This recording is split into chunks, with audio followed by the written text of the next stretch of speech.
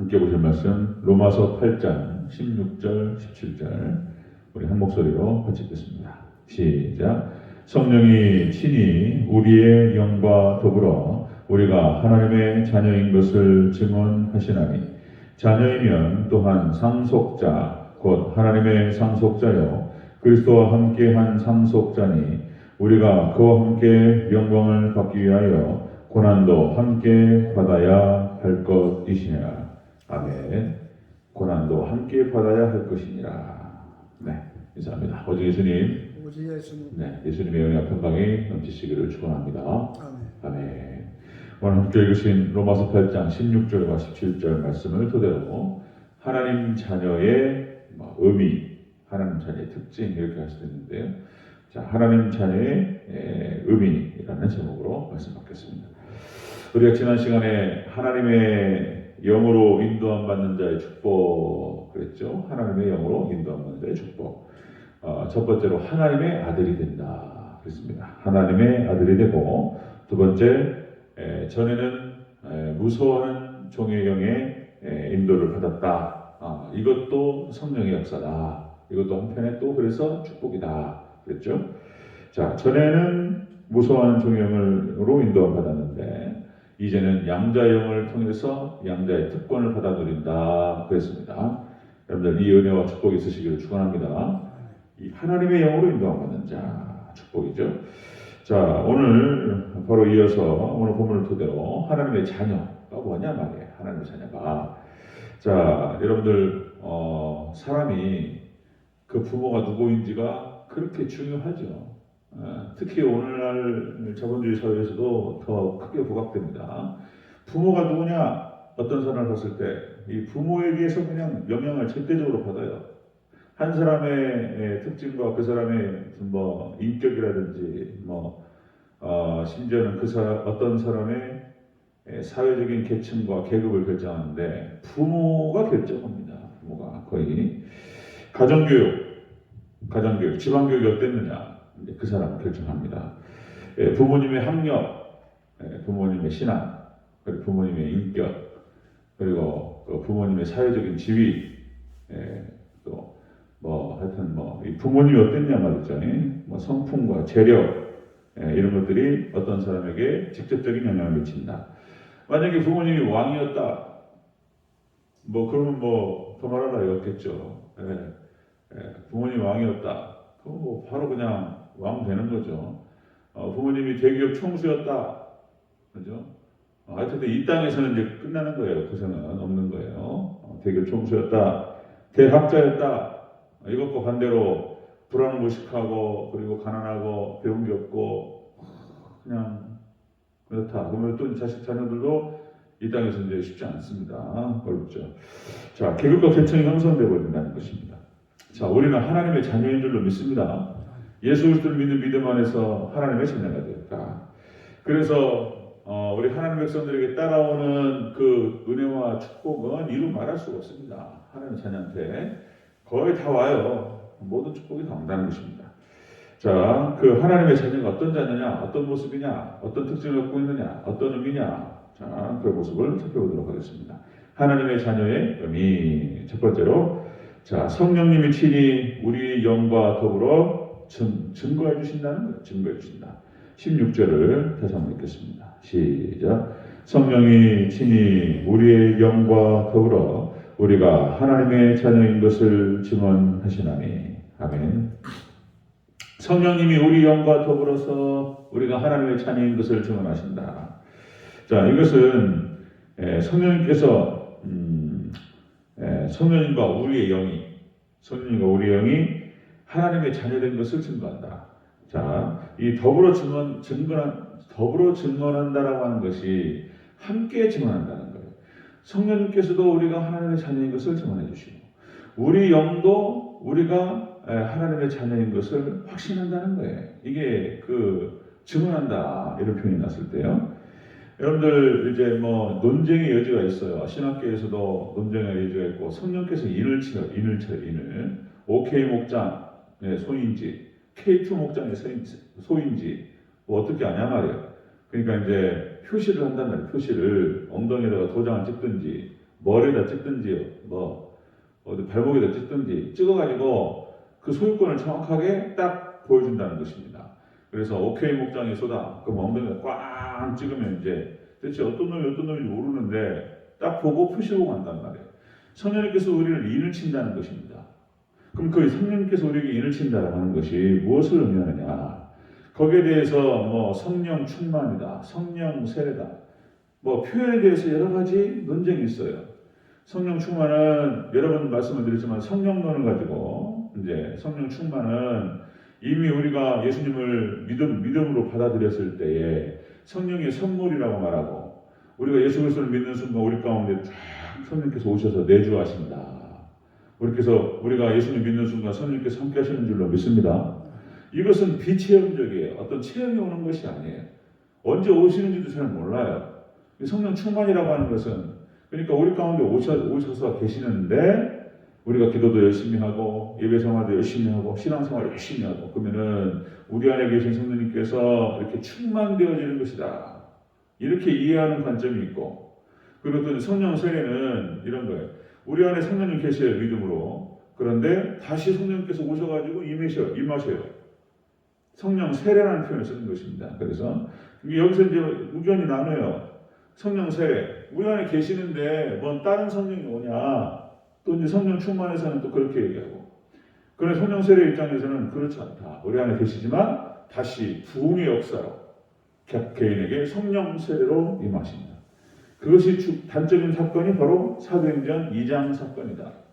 그래서 우리는 부흥을 집단적으로 부으시는 그 놀라운 성령의 임하심, 집단적으로 임하면 부흥이고 그리고 개인에게 임하면 성령 세례다.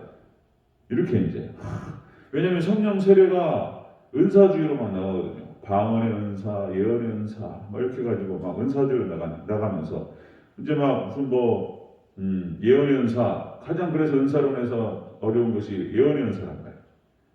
뭐 예언한답시고 막 이상한 예언이 막 나오는 거예요. 북한이 쳐들어온다. 저기 권사님은 이번에 자식이 잘 될 것 같아. 헌금 500만 원 만에 뭐 이런단 말이야 또. 헌금 500만 원, 1000만 원 정도는 해야 되겠어. 뭐 이런단 말이야. 그냥 기독교 무당이냐, 정치냐, 막 또 이러면서 막 흥분해. 그런데 어쨌든 간에 우리가 중요한 거야. 그래서 성령 충만으로 부르든지 성령 세례라고 부르든지 간에 성령께서 우리 가운데 하나님의 백성들에게 오셔서 우리가 하나님의 자녀인 것을 인을 칩니다. 그런 세계가 있는 거예요. 성령께서 역사하십니다. 여러분들 성령께서 우리와 더불어 우리 영과 더불어서 증거하신다라고 하는 것은 우리 영은 그걸 느껴요. 그래서 제가 구원받은 백성이라는 사실을 알게 됩니다. 여러분들 성령께서 인을 치시기를 주의 이름으로 축원합니다. 자, 이런 거예요. 이상근 박사님은 여기에 대해서 이렇게 얘기했습니다. 자, 성령님께서 우리 영이 성령님은 객관적인 증거를 주신다. 우리가 하나님의 자녀인 것을 증언하신다. 그리고 우리 영은 자기 주관적인 증언을 해요. 자기가 알아요. 자기가 알아요. 예를 들면 뭐 성령의 역사와 악령의 역사가 있는데요. 자, 그 기준을 말하면 이런 것입니다. 자, 이 성령의 역사는 반드시 여러분들 하나님을 갈망해요. 그리고 많은 기도를 선행합니다. 하나님의 은혜와 하나님의 축복을 갈망하면서 때로는 또 하나님의 은사를 갈망하면서 사모하면서 기도해요. 일단 전제가 그렇습니다. 성령의 역사를 받을 때에는 그 기도가 먼저 갑자기 가만히 앉아있는데 뭐가 확 들어왔다. 이상한 건가요? 이상한 거예요? 이런 것은 전혀 교회를 다녀본 적도 없고 뭐 말씀을 그 전에 봤거나 뭐 하나님 은혜를 사모했거나 이런 것도 아닌데 뭐가 확 들어가지고 갑자기 은사가 나타나고 이런 건 아니에요. 자, 기본적으로 하나님을 갈망합니다. 그리고 그런 은사가 올 때에는 그 성령님께서 우리 가운데 임하실 때에는 말씀과 함께 옵니다. 말씀을 통해서 와요. 하나님 말씀을 듣고 말씀을 깨닫고 말씀을 사모하고 이러면서 예수님의 은혜 가운데에서 이렇게 우리 가운데 성령께서 임하시는 거예요. 말씀과 함께 온다. 그리고 또 특징이 뭐냐면 예수님이 드러나요. 예수님이 그 사람의 입술에서 그 사람의 삶에서 예수님이 드러난다는 것입니다. 특징이 그런 거예요.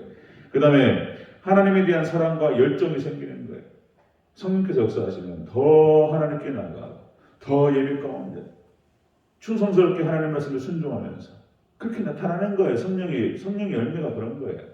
그래서 결과적으로 성령의 역사라고 한다면은 그것은 어떤 교회에 대한 헌신과 그리고 선교, 전도 이런 헌신으로 드러나는 거예요. 안 그러고 이상한 뭐가 터졌는데 은사가 나타나고 막 그 현상이 나타나고 웃고 울고 막 그러면서 결론적으로 보면은 자기만 드러내고 교만해지고 공동체가 어려워지고 이상한 거예요. 그것은 성령 역사가 그렇게 역사하지 않습니다. 이런 어떤 객관적이고 주관적인 증거들을 통해서 우리는 성령을 느낄 수가 있습니다. 자, 그렇다는 거예요. 자, 하나님의 자녀는 성령님과 우리 영이 더불어서 하나님의 자녀인 것을 증언해 주십니다. 예, 여러분들 성령 충만하시기를 주의 이름으로 축원합니다. 자, 그 특징 나타난다. 자, 두 번째 보면은요, 하나님의 자녀의 의미. 두 번째로 하나님의 상속자가 된다는 거예요. 하나님의 상속자. 17절 초반부를 읽겠습니다. 시작. 자녀이면 또한 상속자, 곧 하나님의 상속자요 그리스도와 함께한 상속자니. 아멘. 하나님의 자녀의 특징. 하나님의 자녀면 상속을 받는다는 거예요. 상속을. 그렇죠? 당연하죠? 여기 상속자라고 하는 것은 원어 뜻이 후사, 그 다음에 후손 그런 뜻이 있고요. 소유자 이런 뜻이 있어요. 그러니까 하나님의 자녀인데 우리가 보통 일반적으로도 아버지의 소유, 그 아들이면 자녀라면은 아버지의 소유와 아버지의 어떤 재산이라든가 아버지의 권리를 그대로 이양받습니다. 아버지가 왕이면 아버지 돌아가시면서 왕을 그대로 받는 거예요. 아버지 재산이 많으셨어요. 아버지 소유가 많으셨으면은 아버지 돌아가시면서 그 재산과 권리에 대해서 그 소유권이 1위가 배우자예요. 배우자. 일단 배우자한테 가는 거예요. 배우자 살아있으면. 그리고 2위가 자녀한테 가는 것입니다.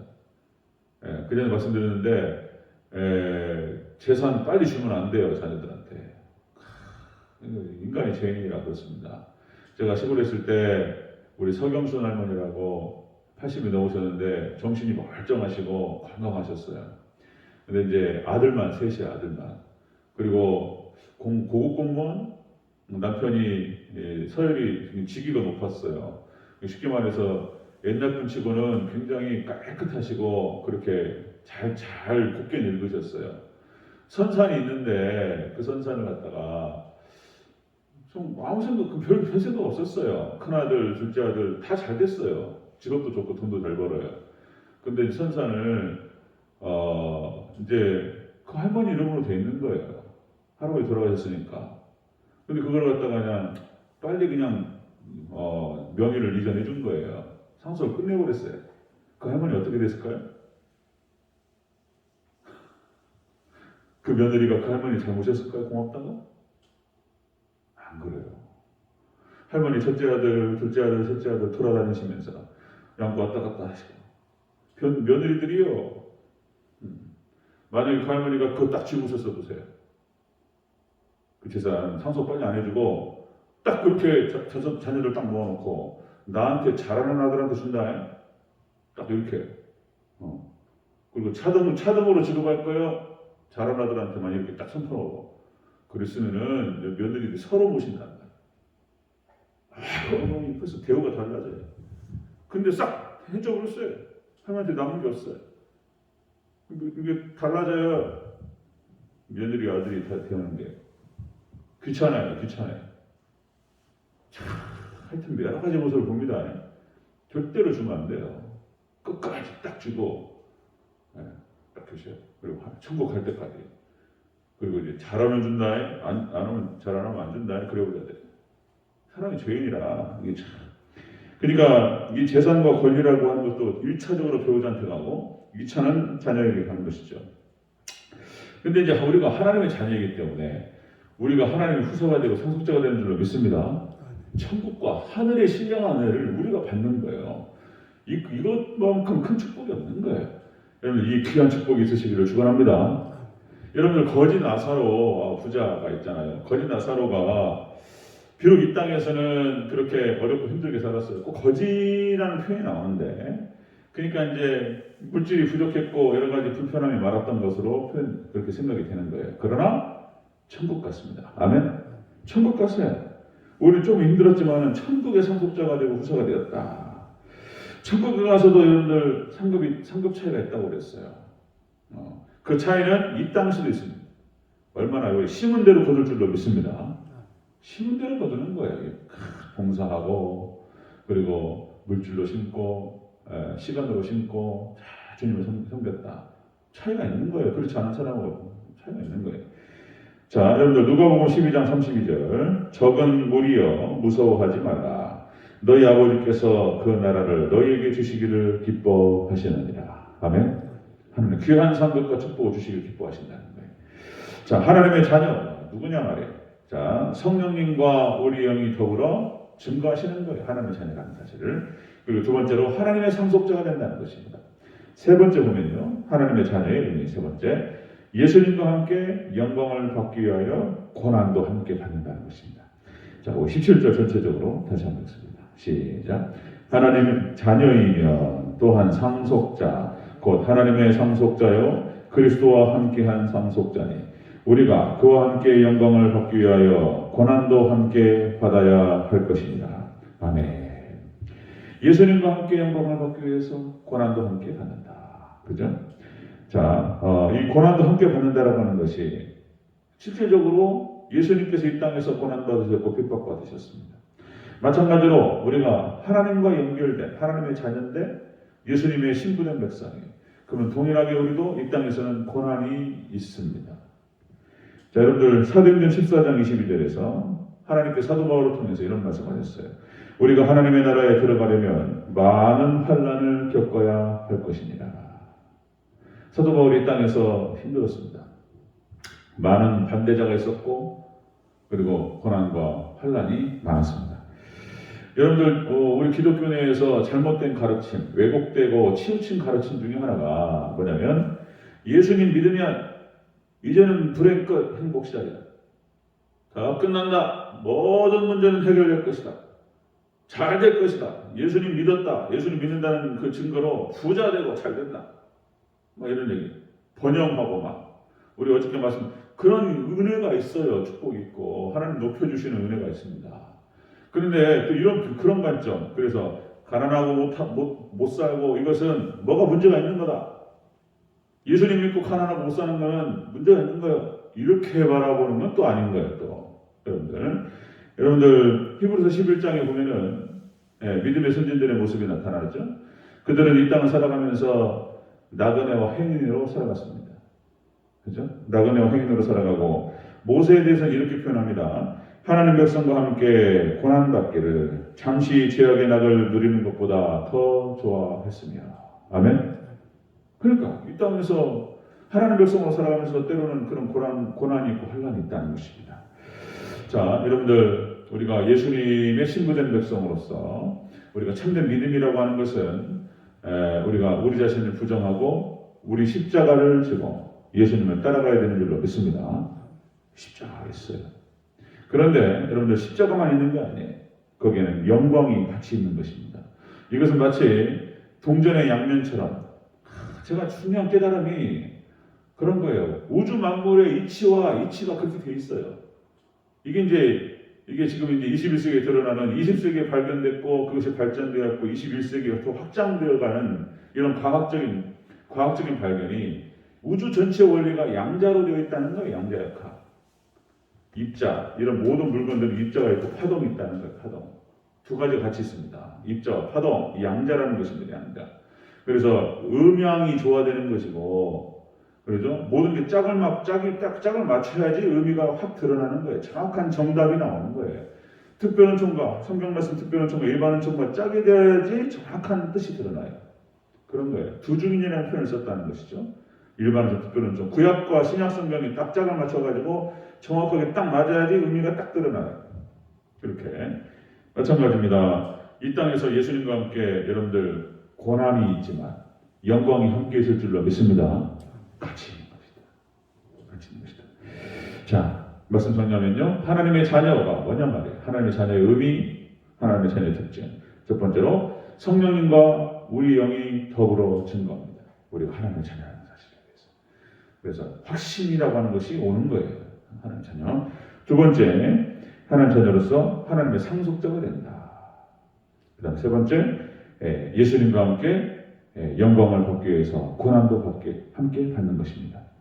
여러분들 은혜 가운데에서 하나님의 자녀로서 하나님의 자녀답게 그렇게 살아가고 또 우리가 하나님의 자녀인 것을 확신하면서 이 땅에서의 또 기쁨과 또 어려움과 축복이 있지만 고난도 함께 있다는 사실을 알고 끝까지 승리하는 저와 여러분 되시기를 주 이름으로 축원합니다. 아멘. 기도하겠습니다.